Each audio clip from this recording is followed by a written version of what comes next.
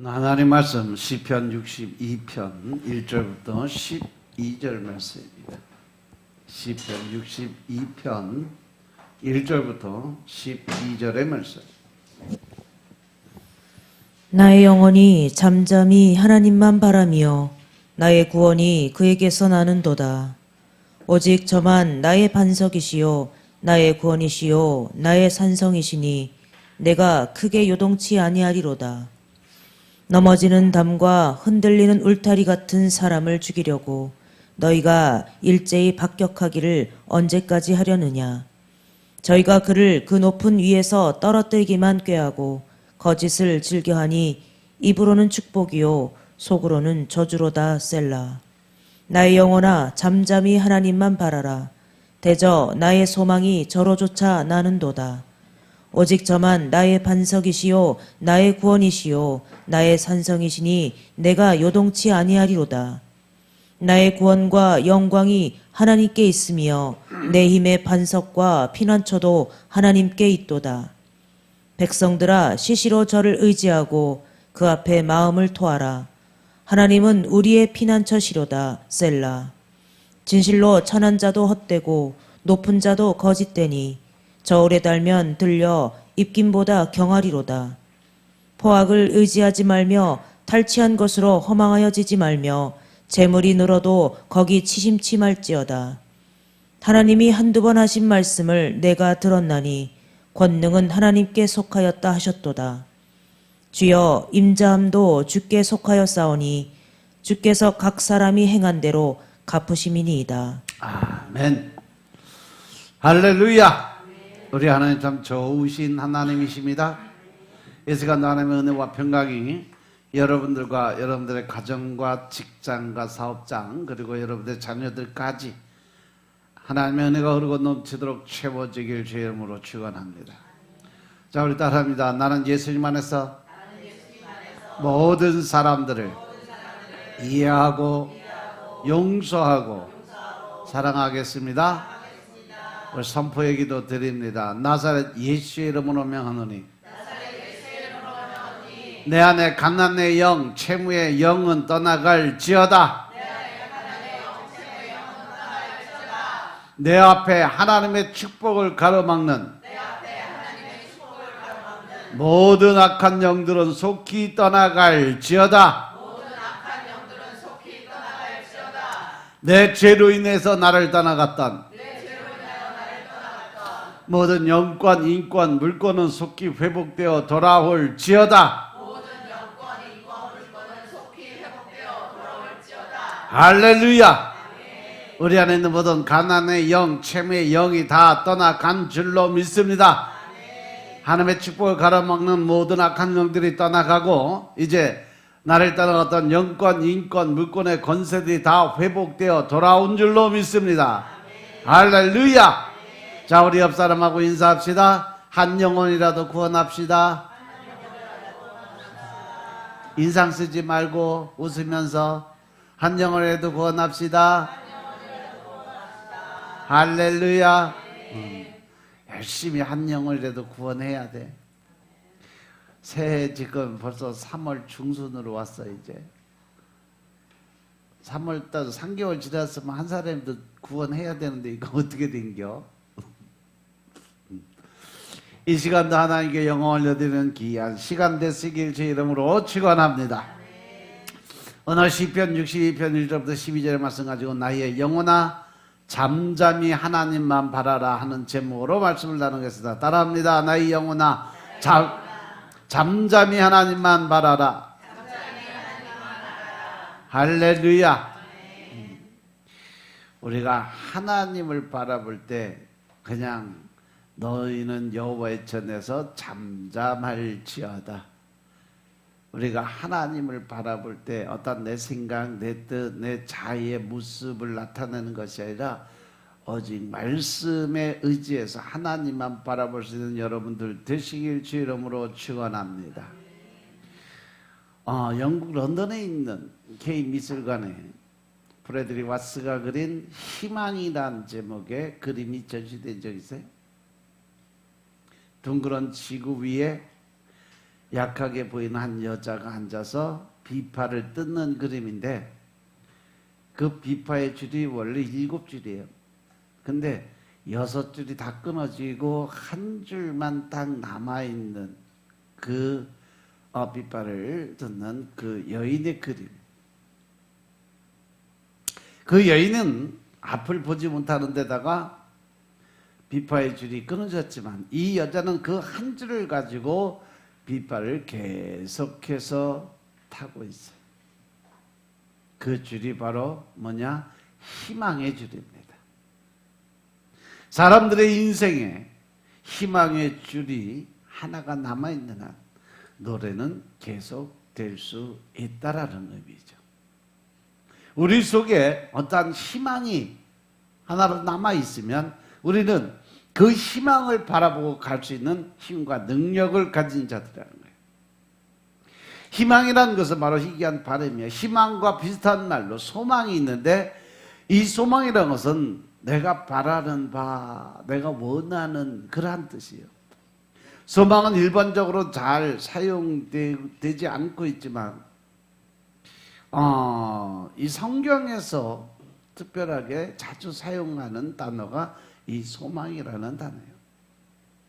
희망의 반대말이 절망이라면 소망의 반대말은 바로 죽음이죠.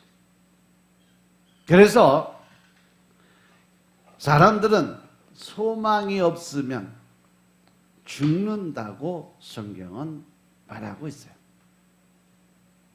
세상의 희망은 불행과 결핍에서 시작되기 때문에 모든 것이 만족한 상태에서는 희망을 잡을 필요가 없습니다.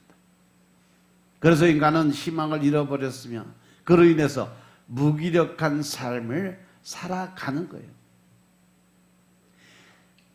사람들의 어떤 영적인 부분에서 영이 죽으면 우리의 이 소망이 사라져요. 희망, 바라볼 수 있는 마음의 능력이 없어져. 모든 것이 귀찮아지고 게을러지고 또 이 사단이 계속 공격을 하다 보면 생각의 영이 붙들려서 늘 혼란과 이 정신적 무거움에 지쳐서 앞으로 나아갈 수 있는 힘이 없어. 소망이 없어지고 희망이 없어져. 하지만 그 영이 살아 움직일 때 우리는 아무리 힘들고 어려운 자리에 있더라도 우리는 새로운 길을 걸어갈 수 있는 힘과 능력이 생길 수 있음을 믿으시기 바랍니다. 따라서 우리의 소망은 오직 한 분 하나님이심을 믿으시기 바랍니다. 오직 하늘나라를 바라볼 수 있는 소망에만 우리가 갈 수 있다는 사실 명심하시기 바랍니다. 우리에게 소망이 있으면 세상에 희망이 끊어진 모든 어려움도 극복할 수 있다는 거예요. 그래서 로마서 12장 12절 말씀 보시면 소망 중에 즐거워해라 라고 말씀하셨어요. 오늘 본문 60편 5절에서도 보면 나의 영혼아 잠잠히 하나님만 바라라. 물은 나의 소망이 그로부터 나온다고 기록이 되어 있습니다. 오늘 말씀 이 시편 62편의 말씀은 63편과 함께 다윗의 생애가 가장 어려웠던 시절에 쓴 시예요. 시편 23편도 다윗이 가장 힘들고 어려울 때 자기의 그 소망, 하나님을 바라보는 그 간절한 마음을 가지고 썼던 시가 시편 23편이에요. 마찬가지로 62편, 63편도 마찬가지예요. 다윗에게는 이 압살롬이라는 아들이 있었어요. 다윗은 이 압살롬을 아주 사랑했어요. 그때 당시에 아직 솔로몬이 태어나기 전이었기 때문에 다윗은 이 압살롬을 자신의 후계자로 생각할 정도로 지혜롭고 용맹스럽고 외모도 준수한 그러한 아들이었다는 거죠. 그런데 이 아들이 아버지 다윗이 번듯이 살아있음에도 불구하고 왕이 되려고 야욕을 품고 아버지를 배반해요. 근데 그 주위에 있는 못된 간신배들이 또 옆에서 부추겼어요.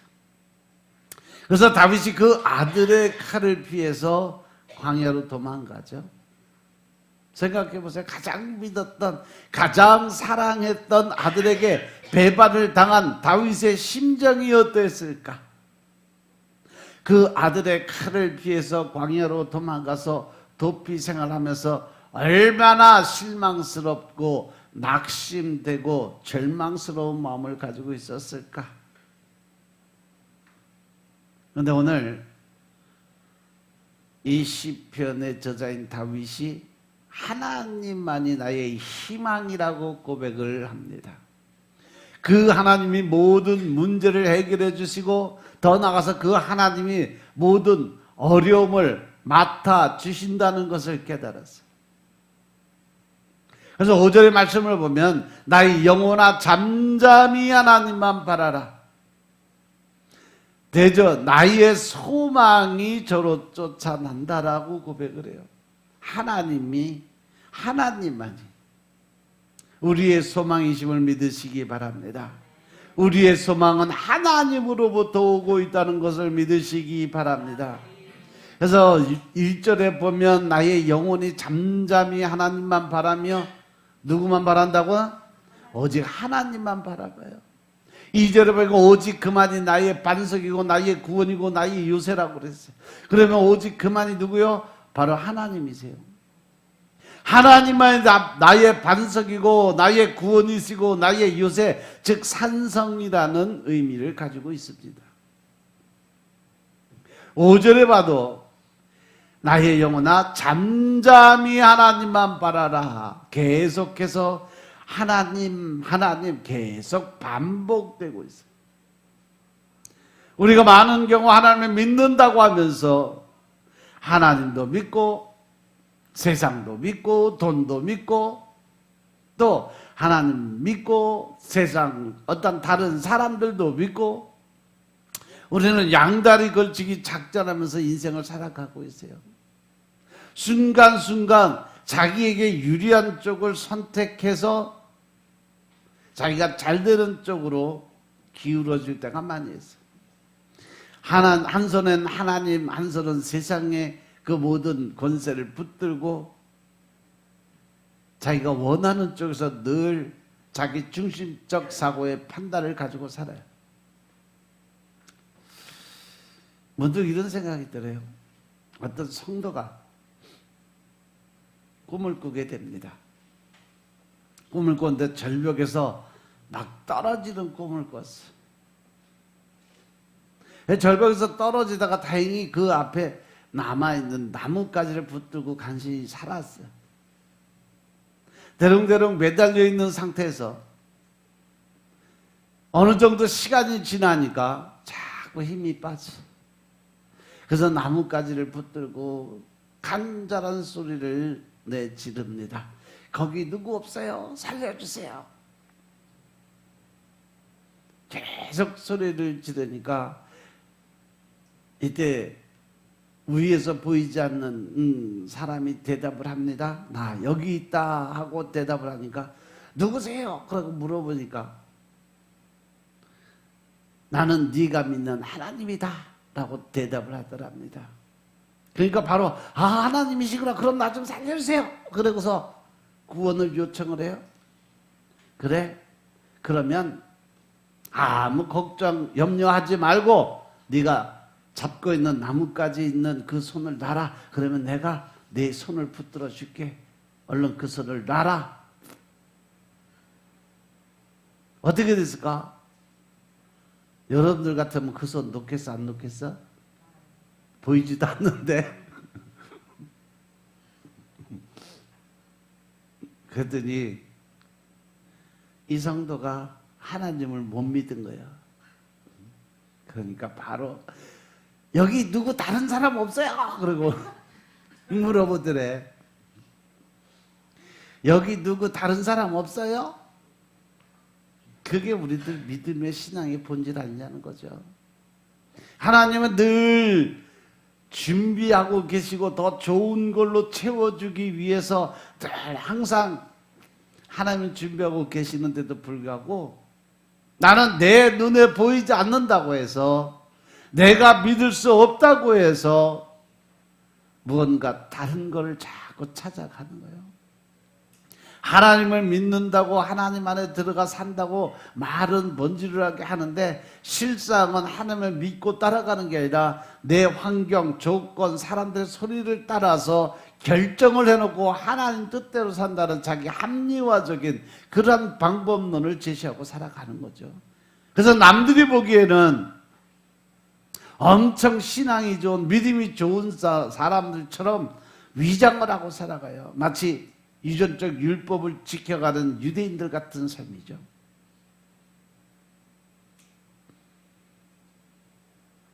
이 시간 나도 한번 돌아보세요. 여기 다른 사람 없어요? 라고 묻는 내 자신의 모습이 아닐까? 우리가 인생을 이러한 식으로 살 때가 너무 많이 있어요. 하나님만 믿는다고 하면서 정작 그 하나님이 도우시려고 할 때 그 손 뿌리치는, 그리고 다른 그 어떤 믿음의 대상을 찾는 이러한 삶을 살 때가 너무 많다는 거예요. 3절 4절의 말씀을 보시면 넘어지는 담과 흔들리는 울타리 같은 사람을 죽이려고 너희가 일제히 박격하기를 언제까지 하려 하느냐. 넘어지는 담과 흔들리는 울타리, 본질적인 의미는 담과 울타리는 뭐예요? 나를 보호하고 지켜주는 것들을 의미합니다. 그런데 그 담이 무너지고 그 울타리가 흔들린다고 얘기해요. 무엇을 말하는 거예요? 지금까지 나를 지켜주고 보호했던 사람들이, 지금껏 나와 함께 했던 사람들이 배신을 하고 그렇게 믿고 사랑했던 아들이 배신하고, 그래서 더 이상 담과 울타리가 나를 보호하지 못하고 지켜주지도 못하는 그러한 상황, 오히려 그 담과 울타리가 나를 공격하고 있다는 거예요. 가장 믿었던 사람들에게 배신을 당할 수 있는 삶, 이것이 바로 넘어지는 담과 흔들리는 울타리의 본질적 모습이에요. 지금까지 믿었던 사람들이 나를 죽이려고 해요. 지금까지 다윗을 둘러싸고 있던 모든 것들이 흔들리고 있어요. 요동하고 있어요. 그런데 다윗은 그러한 세상 한복판에서 이렇게 당당하게 고백합니다. 내 영혼이 잠잠히 하나님만 바라며. 할렐루야. 세상에 어떠한 환난, 고난, 역경에 그 고난이 나를 다가온다 할지라도 나는 세상 바라보지 않는다, 사람 바라보지 않는다, 오직 주님만 바라본다, 십자가만 바라보고 나아간다, 이러한 고백이에요. 다윗이 어떻게 이러한 고백을 할 수 있었을까? 이것은 그가 누구만 믿고 살아갔기 때문에 그래요? 오직 하나님만 바라보고 살았기 때문인 것임을 믿으시기 바랍니다. 그 구원의 소망을 누구에게 두었어요? 바로 하나님에게 두었어요. 나의 영혼아 잠잠히 하나님만 바라라. 무릇 나의 소망이 그로부터 나오는도다. 우리는 모든 소망은 오직 하나님에게만 두고 살아야 된다라는 결론이 나오게 되죠. 여러분들 아무리 힘들고 어려운 자리에 있을지라도, 아무리 환경 조건이 힘들고 어려운 자리에 서 있을지라도 주님만 바라보시기 바랍니다. 말씀만 의지하고 나아가시길 바랍니다. 하나님의 뜻, 하나님의 방법으로 살아가는 믿음의 군사들이 되시길 주의 이름으로 축원합니다. 제가 오늘 아침에 단톡에 기도 응답의 그 비밀에 대한 영상을 하나 올려놨어요. 여러분들 오늘 한번 들어보세요. 기도 응답을 어떻게 해야 하나님의 그거는 실제로 체험하신 목사님이 간증으로 올려놓으신 건데 듣다가 우리 이 강단에서 하시는 말씀과 거의 비슷하다 생각이 들어서 올렸어요. 이 시인 다윗은요, 여기서 모든 대화의 상대가 하나님과 자신이에요. 그래서 다윗은 자기 자신을 불러요. 어떻게 불렀어? 내 영혼아, 그러고 불러요. 내 영혼이라고 하면 자기 자신을 가리키는 말이에요. 내 속에 있는 자아의 본질의 모습의 얘기를 하는 겁니다. 살아있는 자기 자신을 부르고 있어요. 자기의 실존을 향해서 외치고 더 나아가서 격려하는 모습을 볼 수가 있어요. 이 시간 여러분들도 말씀을 보고 자기 이름을 한번 불러봐야 돼. 내 영혼아가 아니고, 야 홍규나 잠잠히 하나님만 바라라. 야 남이야 잠잠히 하나님만 바라라. 이렇게 자기의 이름을 불러가면서 하나님의 이름을 불러봐요. 묵묵히 하나님만 바라보라는 의미요. 왜냐하면 하나님이 유일한 해답이 되시기 때문인 것임을 믿으시기 바랍니다. 하나님이 나의 소망이라고 확신하는 사람은요, 잠잠히 하나님만 바라보고 하나님만 기다리고 하나님만으로도 충분하다고 생각하는 사람들이에요. 하나님 외에는 다른 아무것도 필요 없다고 고백할 수 있는 사람. 하나님께서 오늘 여러분들에게 오직 하나님만 바라라고 말씀하셨어요. 그 말씀은 하나님만을 기다리라는 말씀인 것임을 깨달으시기 바랍니다. 하나님은 항상 내 편이 되어주신 분이에요. 세상 사람들이 다 한편 되고 나 혼자 있다 할지라도 하나님만이 내 편이 되시면 나는 세상의 어떠한 문제도 능히 이길 수 있는 힘이 내게 주어졌음을 믿으시기 바랍니다. 우리가 하나님에게 가야만 만나주시는 하나님이 아니라 하나님은 항상 나와 함께 하시는 분이심을 믿으시기 바랍니다. 찾아오시고 늘 내 주위 따라오시는 하나님, 어제나 오늘이나 앞으로도 영원히 나와 함께 동행하시겠다고 약속하신 하나님의 말씀을 믿으시기 바랍니다. 우리가 때로는 세상을 바라보고 환경 조건에 살아가다 보면 나 혼자 걸어가는 외로움을 갖고 살아갈 때도 많이 있어요. 때에 따라서는 원망의 소리도 할 때도 있어요. 그 순간은 사실 예수님이 나를 지키고 보호하시고 더 나아가서 내가 지치고 쓰러질 때 오히려 하나님께서, 예수님께서 나를 업고 가고 계심을 믿으시기 바랍니다. 우리는 하나님을 믿는 사람들이에요. 온 우주 만물을 지으신 창조주 하나님이 나의 하나님이 되시고 하나님의 아들 예수 그리스도를 예수님으로 모신 하나님의 자녀들이 되었음을 믿으시기 바랍니다. 그렇게 하나님의 자녀들이라는 확신을 가지고 보니까 내가 하나님 중심으로 살기만 하면 하나님이 나의 삶을 책임져 주시고 하나님이 모든 문제를 해결해 주고 계심을 믿으시기 바랍니다. 그렇게 하나님이 일하시게끔 만드시고 또 하나님과 동행하는 삶을 체험하기 위해서 우리가 반드시 해야 될 것이 뭐냐? 바로 매일 말씀 먹고 매일 하나님 앞에 기도 드리는 거예요.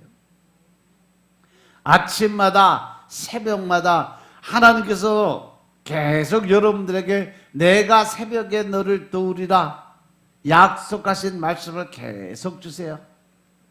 이 말씀은 곧 새벽 기도 드리라는 말씀인데 지금 꼭 나와야 될 사람들은 안 나와. 사업하시는 분들 새벽에 나와서 부르짖어 기도 드리세요. 마귀 새끼가 잠들게 해서 알람 소리도 못 듣게 그냥 계속 귀 막고 또 생각에 영을 붙들어서 늘어지게 만들고 게을러지게 만들고 거기에 끌려다니면서 하나님의 주신 축복을 자꾸 이빠진 독처럼 줄줄 새어나가게 만들지 마시고 여러분들의 마음속에 기도 드려야 되겠다, 새벽 기도 하나님 제단 쌓아야 되겠다 마음속에 들어오시면 바로 성령님이 경고하시는 말씀이세요. 새벽에 눈이 떠진다는 것은 빨리 주님의 전으로 나아가 엎드리라는 명령인 것임을 깨달으시기 바랍니다. 좀 더 자자, 좀 더 눕자. 그러면 가난이 여러분들 앞에 그림자같이 찾아온다 그랬어요. 나도 모르는 사이에 물질이 새고 나도 모르는 사이에 사단이 역사를 하고 그래서 좋은 일들이 다 무너지고 힘들고 어렵고 아픈 일들이 자꾸 생겨요. 모든 문제를 해결할 수 있는 방법은 오직 하나님만 바라는 믿음이 있어야 되는 줄로 믿으시기 바랍니다. 여러분들 스스로가 할 수 있는 일, 여러분들 스스로가 결정하는 모든 일들은요, 하나님께서 여러분들 늘 말씀드리지만 여러분들이 결정하고 여러분들 생각대로 가는 것은 하나님하고 상관이 없는 일이에요. 그것은 하나님이 원하시는 방법이 아니라 내가 원하는 방법이니까 에덴 동산의 선악과의 그 일을 다시 반복하는 것과 마찬가지라는 거죠. 내가 결정했으니까 그 모든 책임은 네가 져라는 거죠. 하나님의 뜻대로 순종하고 생명나무 과실을 먹으면 나와 영원히 동행하는 삶을 살게 되지만 네가 선악과 나무의 열매 먹으면 넌 바로 그제서 뒤져. 그러니까 절대 먹지 마. 그리고 그 가운데 놔준 것이 바로 자유, 선택, 의지의 마음이에요. 그런데 인간 스스로 결정한 건 선악과를 따먹고 결국 에덴 동산에서 쫓겨나는 그러한 결과를 얻게 됩니다. 그 죄가가 지금까지도 우리에게 연계되고 있음을 믿으시기 바랍니다. 할렐루야. 하지만 하나님께서 그 특별한 그 죄의 잔상들을 없애기 위해서 그 아들 예수님을 십자가에 못 박아 돌아가시게 함으로 우리의 모든 죄를 사해주는 결단을 하게 돼요. 우리는 그 하나님의 아들 예수 그리스도를 믿는 하나님의 자녀 안에 들어왔음을 믿으시기 바랍니다. 그렇게 하나님의 자녀들이라는 확신을 가지고 보니까 내가 하나님 중심으로 살기만 하면 하나님께서 모든 거 해결해 주시고 또 하나님 모든 문제를 해결해 주심을 깨달으시기 바랍니다. 우리는 내가 감당하는 몫보다 아버지가 감당하시는 부분이 더 크다는 것을 알고 깨닫고 고백을 드리는 신앙관을 가져야 돼. 내가 무엇을 한 것보다는 아버지 하나님이 해결하시고 간섭하신 것이 더 많다고 확실한 믿음을 가지시길 믿으시기 바랍니다. 이것이 바로 신앙의 고백입니다. 그리고 8절에 보니까 하나님 앞에 무슨 기도를 드려라? 8절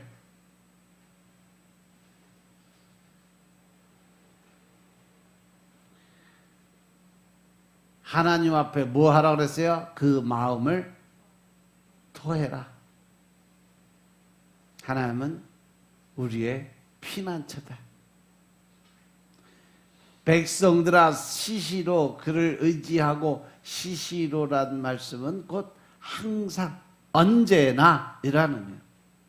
따라서 우리는 항상 언제나 하나님을 의지하고 나아가야 됨을 믿으시기 바랍니다. 아멘. 그리고 11절 12절에 보면 주여 인자함은 주께 속하오니 주께서 각 사람이 행한 대로 갚은다.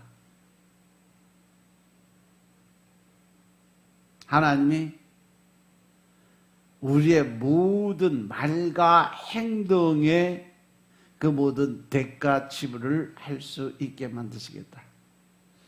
민수기 14장 28절의 말씀처럼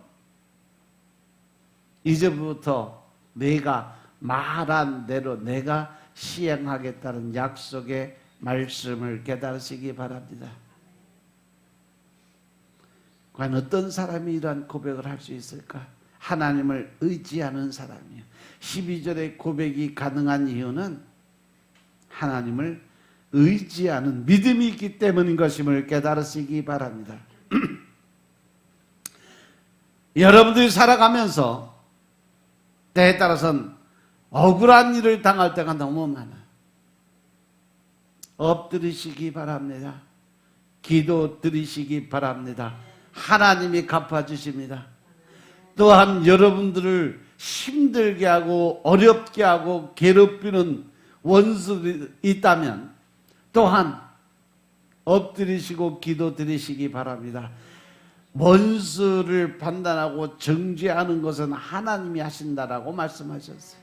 따라서 내가 하려고 생각하지 말고 기도 드리고 엎드리시면 하나님께서 그 모든 문제를 해결해 주심을 믿으시기 바랍니다.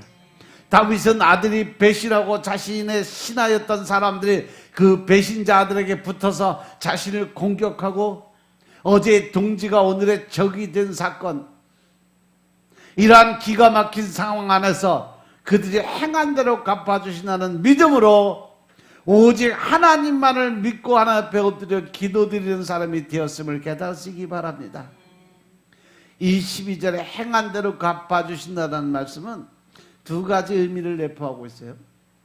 먼저는 악을 행한 그 사람들의 행한 대로 갚아주시겠다는 거죠.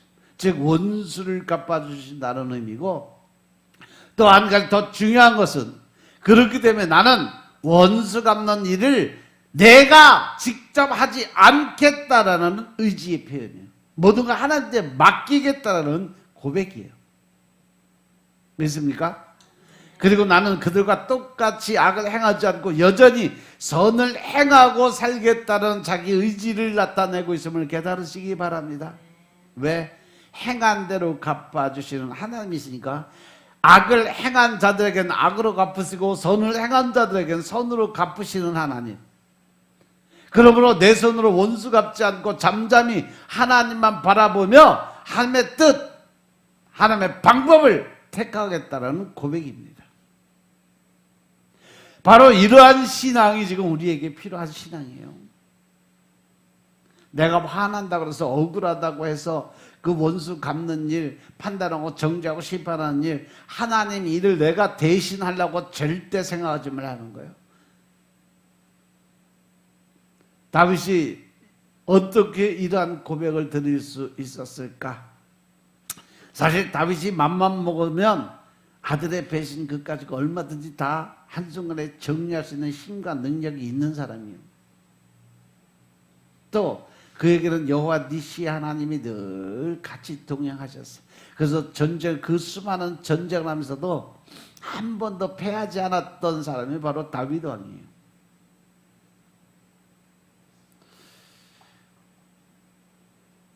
그가 사울 왕 때 경험했잖아요. 그래서 그 아들이 배신할 때 악을 악으로 갚지 않기 위해서 다윗 스스로가 광야로 도망가 준 거예요. 아들에게 기회를 주기 위해서 그 아들이 스스로 깨닫고 아버지 앞에 나와 무릎 꿇기를 바라는 마음에서. 왜 그랬을까? 사울 왕 때 경험했잖아. 사울 왕을 죽일 수 있는 기회가 몇 번 있었는데도 불구하고 그렇게 하지 않았더니 하나님이 다 알아서 해결해 주셔서 오히려 쫓기는 데서 왕으로 세워주신 하나님의 능력을 믿으니까. 그래서 이번에도 하나님이 갚아주신다는 확신이 있는 거예요. 더군다나 압살롬은 아들인데 그 아들에게 선을 행하면 그 아들이 마음을 돌이키겠자면서 기회를 주고 그리고 광야로 도망을 갖춘 겁니다.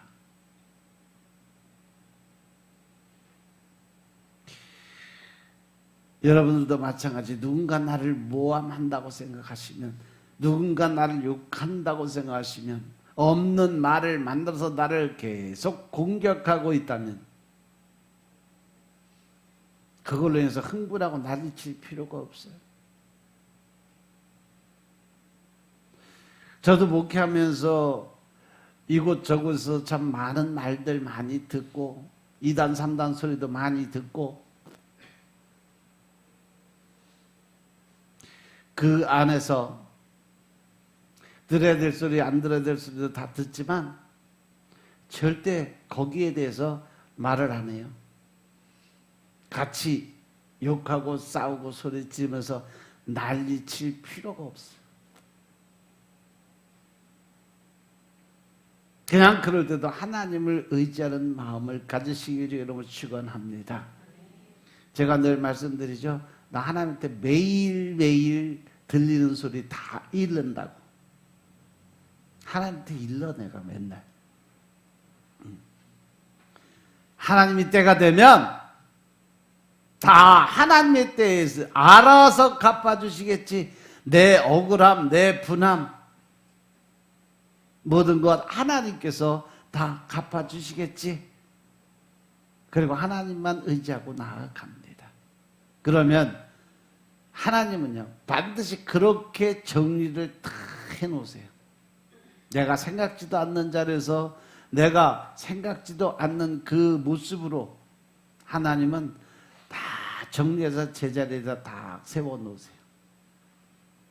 하나님은 악을 행한 자들에겐 악으로 갚아주시고 그럼에도 불구하고 하나님을 의지하며 선을 행한 자에게는 선한 모습으로 갚아주신다는 사실 명심하시기 바랍니다. 하나님이 높이시고 하나님이 낮추시는 거예요. 믿음이 뭐예요? 내 대신 원수를 갚아주시는 하나님을 의지하고 나는 여전히 선한 사람으로 살아가는 모습으로 살아가는 것이 믿음이에요. 내가 뭔가를 하려고 노력하는 삶이 아니라 무언가 그분께서 하나님께서 나를 위해서 일해 주실 것을 믿고 따라가는 게 믿음이에요. 믿으시면 아멘 합시다. 그래서 하나님의 나의 희망이라고 고백하는 사람은 하나님을 의지하는 사람이에요. 하나님을 의지하는 방법으로 하나님 앞에 나아가서 두 무릎 꿇고 내 안의 속마음을 털어내는 거죠. 그 마음을 토해내는 것이 간절히 드리는 기도예요. 이러한 기도를 무슨 기도라고 그래? 토설 기도라고 이야기를 해요. 내 속에 있는 내 그 안에 있는 모든 악한 감정, 선한 감정, 또 나의 어떤 형편, 사정, 억울함, 또 주님을 사랑함 모든 것을 엎드려서 성령님이 인도하심에 따라 고백하는 그러한 기도가 토설 기도예요.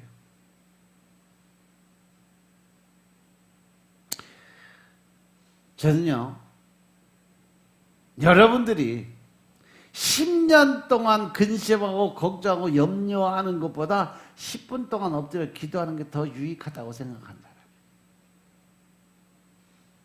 그래서 저는 근심 걱정을 별로 안 해요. 왜? 내가 해야 될 부분은 근심 걱정이 아니라 하나님의 뜻대로 살아가는 방법, 즉 항상 기뻐하고 쉬지 않고 기도드리고 범사에 감사드리는 것, 이것이 바로 내가 살아가야 될 가장 큰 목적이고 삶이에요. 그러면 염려, 근심, 걱정은 누가 하는 거예요 대신? 그건 하나님이 하실 일이에요. 내가 염려하고 근심, 걱정하고 살아가는 것 자체가 하나님의 그 고난을 침범한 월권이에요. 로마 12장에 하나님 분명히 말씀하잖아요. 판단하고 심판하고 정죄하는 것은 하나님의 권한이다. 너희들은 그 원수를 그래서 어떻게 해라? 사랑해라. 이해하고 용서하고 사랑해 줌으로 심판은 하나님이 하실 거니까 너희는 이해와 용서와 사랑으로 그들을 덮어줘라. 그것이 너희들이 할 일이다. 라고 말씀하셨음을 깨달으시기 바랍니다.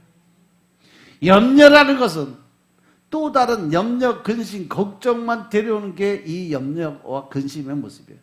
그런데 기도는요, 처음에 시작할 때 근심, 걱정, 염려를 가지고 기도드리지만 그 안에 성령님이 역사하시면 결론은 감사로 끝나게 되는 것이 기도의 본질이에요. 기도는 모든 한 그릇의 문제를 풀어주는 열쇠가 된다는 사실 명심하시기 바랍니다. 그래서 마태복음 6장 25절을 그러므로 내가 너희에게 이르노니 목숨을 위해서 무엇을 먹을까 무엇을 마실까 몸을 위해서 무엇을 입을까 염려하지 마라. 목숨이 음식보다 중하지 아니하며 몸이 의복보다 중하지 아니하느냐. 이렇게 말씀하신 거예요. 여러분들은 하나님을 의지하고 있습니까?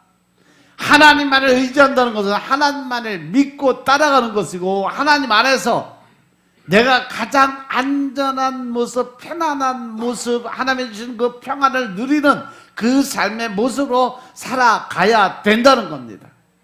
하나님을 의지한다는 말은 하나님이 내 안에 들어와 계셔서 내 삶을 주관하시도록 내 자아의 모든 것을 다 내려놓고 나는 내 안에 그 모든 생각, 혼란, 지식 이 모든 것 다 비워놓고 나를 온전히 주님께서 사용할 수 있도록 내어 맡기는 겁니다. 그 안에는 내 생각, 내 뜻, 내 고집, 자아 이것이 완전히 없어져야 돼요.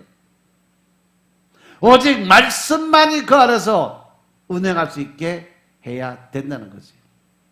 이것이 바로 하나님께 맡긴다, 위임한다, 위탁한다는 본질적 의미. 내가 할 수 있는 정도는 내가 하고 나머지 조금만 도움받는 것이 이것이 믿음이 아닙니다. 인간의 힘으로 할 수 있는 건 아무것도 없다는 사실 늘 명심하시기 바랍니다. 하나님이 개입하시고 하나님이 인도하시지 않으면 결코 이루어질 수 있는 일이 아무것도 없다는 사실 명심하시기 바랍니다. 나의 모든 경험, 힘, 모든 역량까지도 하나님의 손에 올려놓는 거예요. 우리는 예수님을 향해서 예수님을 초청하고 예수님을 모셔드리면 되는 겁니다. 계시록 3장 20절에 볼지어다 내가 문 밖에서 두드리노니 누구든지 내 음성을 듣고 문을 열면 내가 그에게 들어가 그와 더불어 먹고 그는 나와 더불어 먹으리라고 말씀하셨어요. 하나님을 의지한다는 것은 전적으로 모든 걸 맡기고 위탁하는 것이고 위임하는 것임을 믿으시기 바랍니다. 예수님을 의지하는 것은 예수님을 왕으로 초청하고 주인으로 모셔드리는 것이 내가 믿는 예수님이라는 존재를 나타내는 거죠. 예수님 저희의 마음에 들어오셔서 저희의 구원자여 도우시는 예수님이 되어 주십시오라고 초청하고 인정하고 받아들여야 돼요. 예수님 저의 마음이 예수님의 것이 되기를 원합니다. 저희의 생각이 온전히 예수님의 생각이 되기를 원합니다. 예수님 저희의 행동이 온전히 예수님을 닮은 예수님의 것이 되기를 원합니다. 이렇게 고백드리는 삶이 온전히 주님만을 의지하는 삶이고 예수님을 닮아가는 믿음의 신앙인 것임을 깨달으시기 바랍니다. 우리는 예수님과 동행하는 사람이고 예수님이 내 안에 들어와 사시는 사람이 되어야 돼요. 우리는 매 순간순간 예수님을 의지해야 됩니다. 예수님을 바라보면서 예수님에게 나의 모든 삶을 맡기고 살아가야 됩니다. 모든 짐을 맡겨드리고 나는 모든 것 내려놓는 삶으로 살아가야 됨을 깨달으시기 바랍니다. 그렇게 될 때 예수님은 놀라운 일을 하시게 됩니다. 그래서 우리 예수님이 붙들어 주신 능력을 체험할 줄 아는 신앙관을 가져야 돼요. 그러기 위해서는 11절 말씀 바로 권능은 하나님께 속했다는 것을 알아야 돼요. 본문 11절에 보니까 하나님이 한두 번 하신 말씀을 내가 들었나니 라는 고백을 해요. 권능은 하나님께 속하였다 하셨도다. 요즘 살면서 느껴지는 것이 능력이 부족하면 참 인생이 힘들고 어렵구나 하는 생각을 하게 돼요. 원수가 있는데 없는 척, 힘든데 안 힘든 척, 약한데도 불구하고 센 척하면서 살아가는 모습으로 고상 떨지 말고 있는 모습 그대로 하나님을 의지하고 그 하나님께 여러분의 솔직한 마음을 다 토해낼 수 있는 믿음을 가지시길 주의 이름으로 부탁드립니다. 그러면 하나님께서 약한 나로 강하게, 미련한 나로 지혜롭게, 가난한 나를 부하게 만들어 주시는 하나님이심을 믿으시기 바랍니다. 근데 이 믿음을 방해하는 것들이 있어요. 오늘 본문에서 다윗은 우리의 믿음을 방해하는 것 세 가지를 이야기를 해요.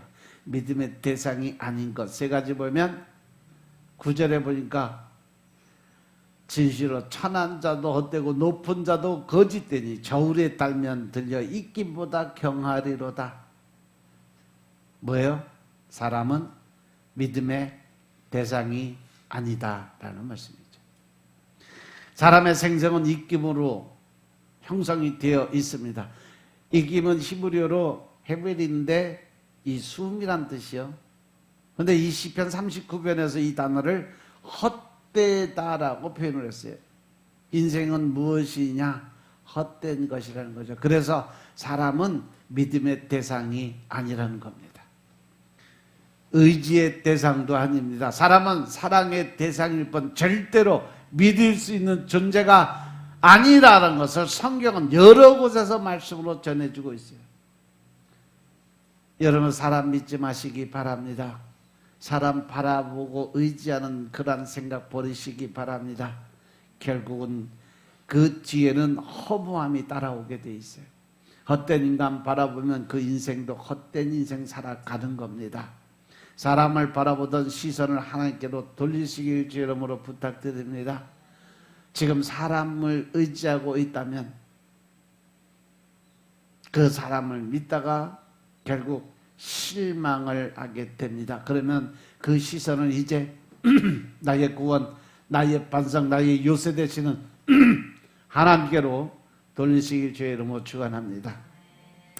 두 번째는 뭐냐? 10절의 말씀입니다.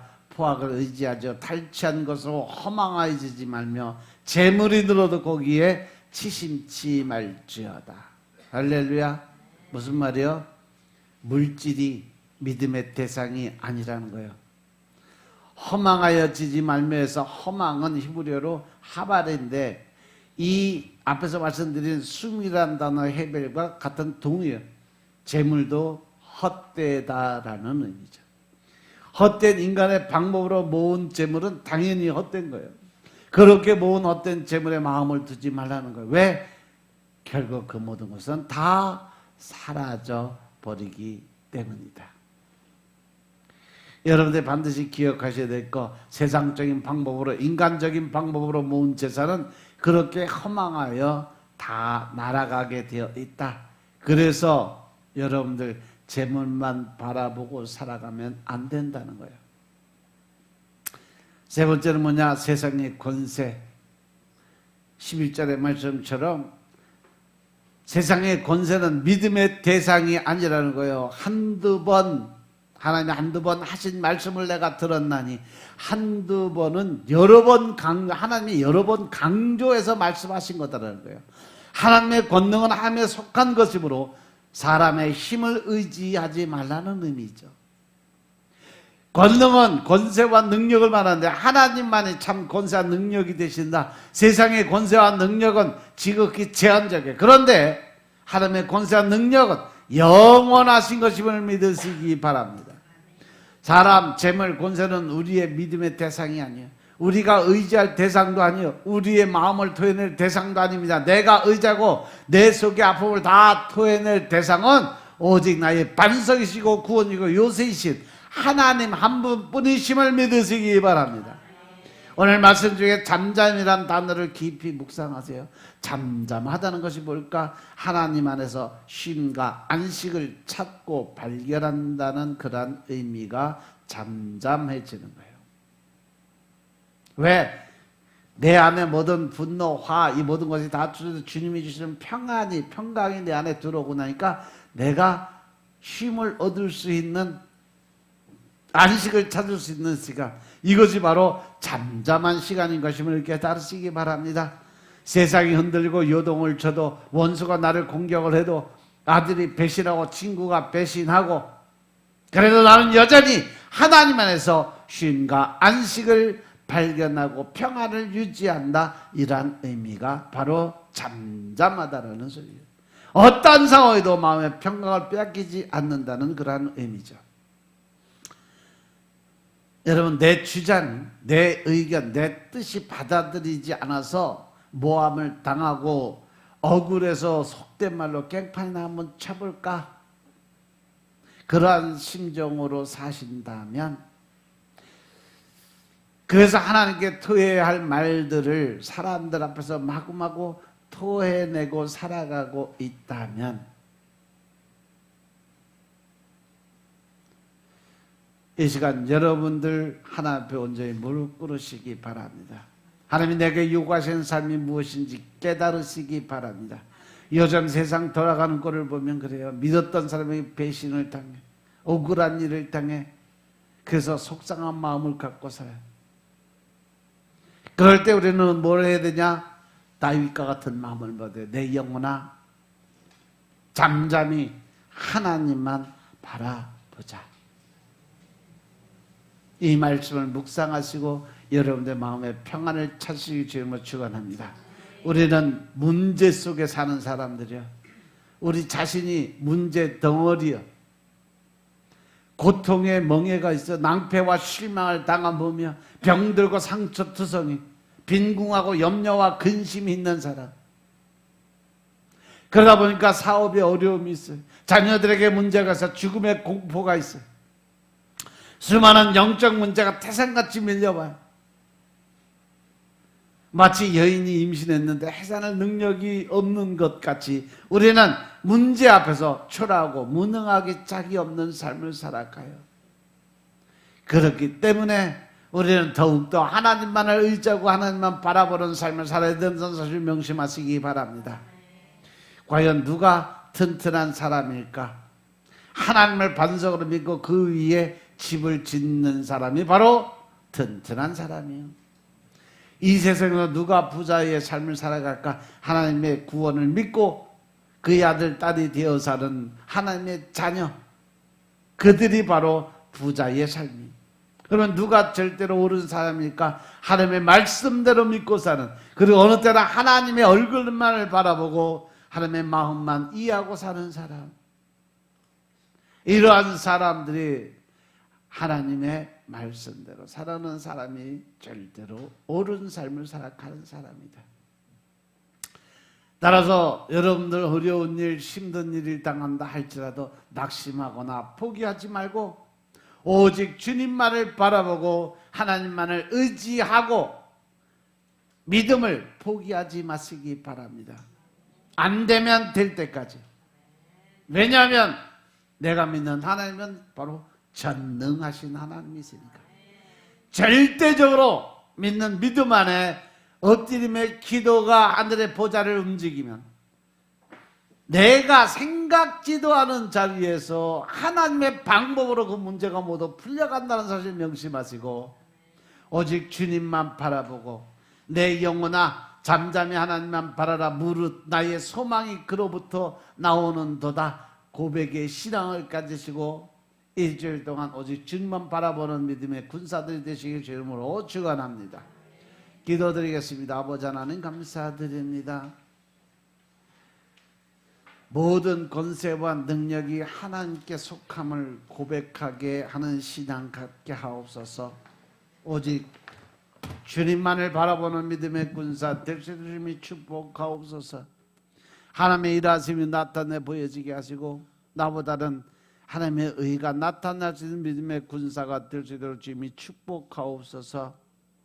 오직 주님의 영광 위에서 하루하루를 살아가는 믿음의 군사 되게 하여 주시고 나는 죽고 내 안에 계신 예수님의 삶으로 변화되게 축복하옵소서.